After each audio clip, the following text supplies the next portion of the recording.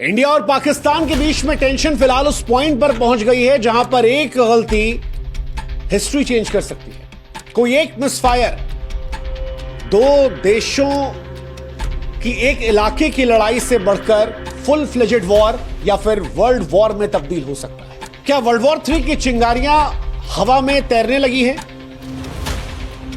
भारत और पाकिस्तान का हर कदम अब केवल दो देशों की किस्मत को नहीं तय करेगा बल्कि यह दुनिया की दशा दिशा को भी तय कर सकता है। और जिस तरह यह बढ़ रहा है, क्या वर्ल्ड वॉर हो जाएगा?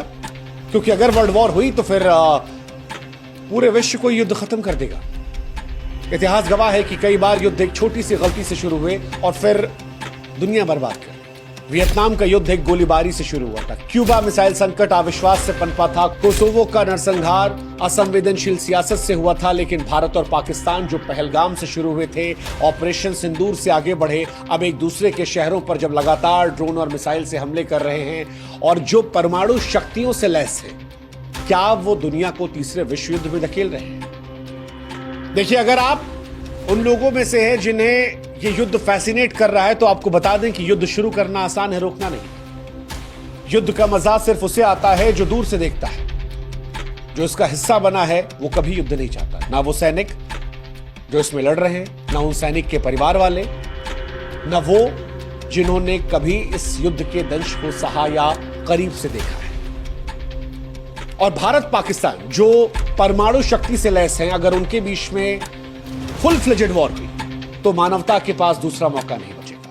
यकीन मानिए, भारत और पाकिस्तान के बीच फुल फ्लेजेड वॉर हुई और अगर ये वर्ल्ड वॉर 3 में तब्दील हुई तो फिर क्या परिस्थिति होगी? आपको बता दें कि फिर मंजर वो होगा जो सुनकर भी शायद आपको डरा दे। वर्ल्ड वॉर 1 और वर्ल्ड वॉर 2 से कहीं ज्यादा मौतें हुई। वर्ल्ड वॉर 1 में 1 करोड़ 60 लाख लोगों की जान गई थी, अनगिनत बीमारियों में फंसे रहे।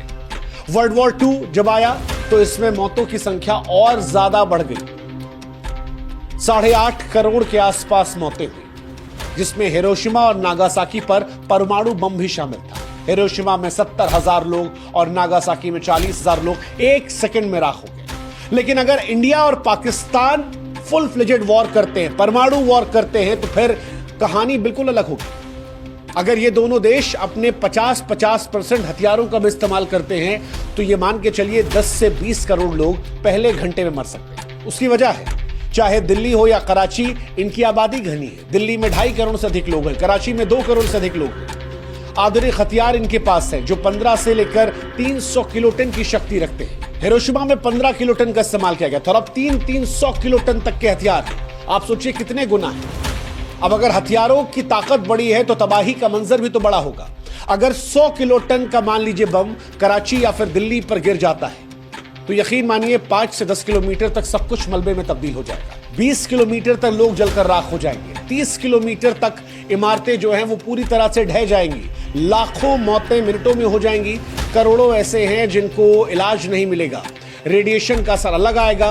कैंसर, अपंगता और आगे आने वाली पीढ़ियों में बीमारियां जो इंसान की नस्लों को बर्बाद कर रखते हैं। अब अगर आपको लगता है कि दोनों देश समझदार हैं, वो लड़ रहे हैं, वर्ल्ड वॉर जैसी सिचुएशन या परमाणु वॉर जैसी सिचुएशन नहीं होगी, तो आपको यह समझना पड़ेगा कि एक गलती वर्ल्ड वॉर शुरू कर सकती है। एक गलती। कोई भी युद्ध जानबूझकर शुरू नहीं करता, हालात बनते चले जाते हैं।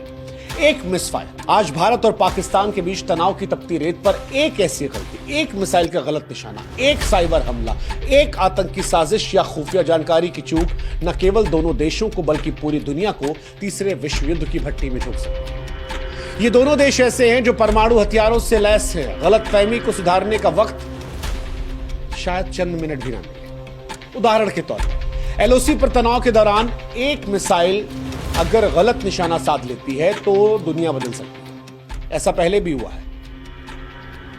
तकनीकी खराबी के चलते मिसाइलें इधर उधर गिरी हैं। उस वक्त बातचीत का दरवाजा खुला था, युद्ध नहीं चल रहा था, जैसे तैसे स्थिति संभाल ली गई। लेकिन आप कल्पना कीजिए कि दोनों देशों की तरफ से कोई एक मिसाइल किसी एक देश के रिहायशी इलाके में गिर जाए। अगला देश क्या करेगा? वो पलटवार करेगा, उससे बड़ा, उसके बाद अगला बड़ा वार। शायद इसी आवेश में कोई परमाणु शक्ति का इस्तेमाल कर ले। यह खतरनाक हो सकता है। अगर भारत की अग्नि 5 जो 5000 किलोमीटर रेंज या पाकिस्तान की शाहीन 3 जो 2700 किलोमीटर रेंज गलती से इधर उधर चली आती है तो दूसरा हमला करेगा। आज Bharat no first use policy का इस्तेमाल करता है, लेकिन अगर गलतफहमी इस लेवल पे जाती है तो शायद जवाब खतरनाक होगा।